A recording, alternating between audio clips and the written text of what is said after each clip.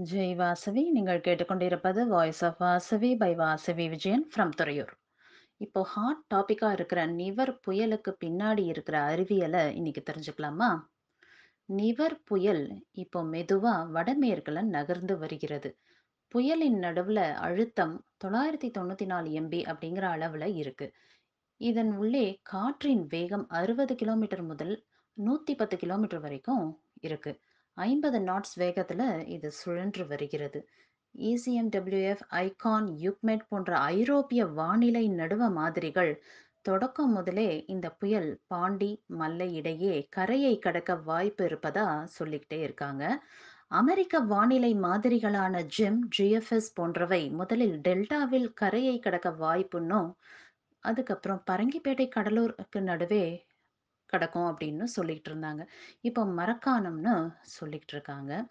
இது வலுக்குறைந்த புயலா இருந்திருந்தா, டெல்டாவுக்கு வர வாய்ப்பு அதிகமா இருந்திருக்கும். ஆனா, நிலைமை அப்படி இல்ல. புயல் வலுவடைந்து வருகிறது. அதனால டெல்டாவுல கரையை கடக்க வாய்ப்பு இல்லை. 2 உயர் காற்றழுத்த தாழிகள் இந்த புயலை வழி நடத்துகின்றது. ஒண்ணு கிழக்குல பசிபிக் உயர் அழுத்தம், அதாவது பசிபிக் ரிட்ஜ். இன்னொன்னு மேற்குல அரேபிய உயர் அழுத்தம், அதாவது அரேபியன் ரிட்ஜ். ஏற்கனவே இந்த புயல் 10 பாகை வடக்குல சென்று விட்டது. அதனால இது யூ டர்ன் போட்டு டெல்டா வர்றதுக்கு வாய்ப்பு மிக மிக குறைவு. மேலும் வடமேற்குல நகர்வதற்கு தான் வாய்ப்பு அதிகம். இந்த உயர் அழுத்தங்கள் எப்படி புயலை வழிநடத்தும் அப்படின்னு கேட்டா, அதுக்கு ஒரு எளிய விளக்கம் சொல்லலாம். உயர் அழுத்தம் அப்படிங்கிறது மேடு. புயல்கள் குறைந்த காற்றழுத்தங்கள். அதனால அது பள்ளம்னு சொல்லலாம். இந்த உயர்ந்த அழுத்தங்கள் குறைந்த அழுத்தமுள்ள புயல்கள கரையை நோக்கி அழுத்தித் தள்ளும். இன்னொன்னு, ஒரு புயலின் காற்றினை வெளிச்செல்லும் அளவு, அதாவது அவுட்ஃப்ளோ, ஏற்கனவே ஒரு பதிவுல சொன்ன மாதிரி, ஒரு புயல் சுவாசிக்க வேண்டும். அதுக்கு காற்று கூம்பின் கீழ் வரும் காற்று, அந்த கூம்பின் மேல்புறமா வெளியேறும். இதற்கு மேலே உள்ள காற்றுக்கும், கீழே உள்ள காற்றின் அடுக்குகளுக்கும் இடையே வேகத்தில் மாறுபாடு அதிக அளவில் இருக்கக்கூடாது. அதாவது விண்ட் ஷியர் அதிகமா இருக்கக்கூடாது.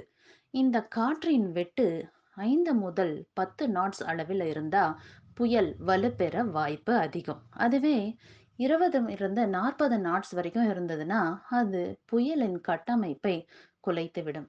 புயலும் வலுவிழந்து விடும். சுருங்க சொன்னா, புயலின் அடிப்பகுதியில 1 டூ 4 கிலோமீட்டர் உயரம் உட்புகும் காற்று, அதன் மேல் பக்கம் 10 டூ 12 கிலோமீட்டர் உயரத்துக்கு வெளியேற வேண்டும். இதுதான் புயலின் சுவாசிக்கும் முறை. இது மட்டும் இல்லாம, மேடன் ஜூலியன் அலைவு, புயலின் வெப்ப அளவு போன்றவையும் புயலோட தன்மைய தீர்மானிக்குது. அதனால நிவர் புயல் வலுவிழக்க வாய்ப்பில்ல இப்போதைக்கு. கஜாவை விட வலுவான புயலாக இருக்கவே வாய்ப்பு அதிகமாக இருக்கு. காற்றின் வேகம் 3 நிமிட இடைவெளிகள்ல மாறும் தன்மை கொண்டதாகவும் இருக்கு. அதனால 26ஆம் தேதி காலை தொடங்கி காற்றின் நிலவரம் வருமாறு 26ஆம் தேதி அதிகாலை மரக்காணம், பாண்டி, மல்லை கடலோரமா 145 கிலோமீட்டர் வேகம் இருக்கும். இன்று இரவு தொடங்கி கடலூர் மற்றும் நாகை கடலோரம் 80 to 100 kilometre per hour, Chennai மற்றும் புறநகர் 100 டூ 120 கிலோமீட்டர் பெர் ஹவர். நமக்கு காற்றின் வேகம் 60 டூ 80 கிலோமீட்டர் பெர் ஹவர் அளவில இருக்கும். மழையும் மிதமானது முதல் சற்றே கனத்த மழையும் இருக்கும். அதனால ஒரு புயலோட தன்மைய கணிக்க பல்வேறு வானிலை மாதிரிகள கணக்குல எடுத்துக்கணும். ஒரே மாதிரிய பிடிச்சுட்டு ஆராயக்கூடாது. பல்வேறு மாதிரிகள் மற்றும் புயலின் தன்மையை தீர்மானிக்கும் மேற்சொன்ன காரணிகள், இவற்றைக் கொண்டே புயல் நகரும் திசை, வலிமை மற்றும் காற்றோட வேகம், மழை அளவு இது போன்றவையெல்லாம் தீர்மானிக்கப்படுகிறது.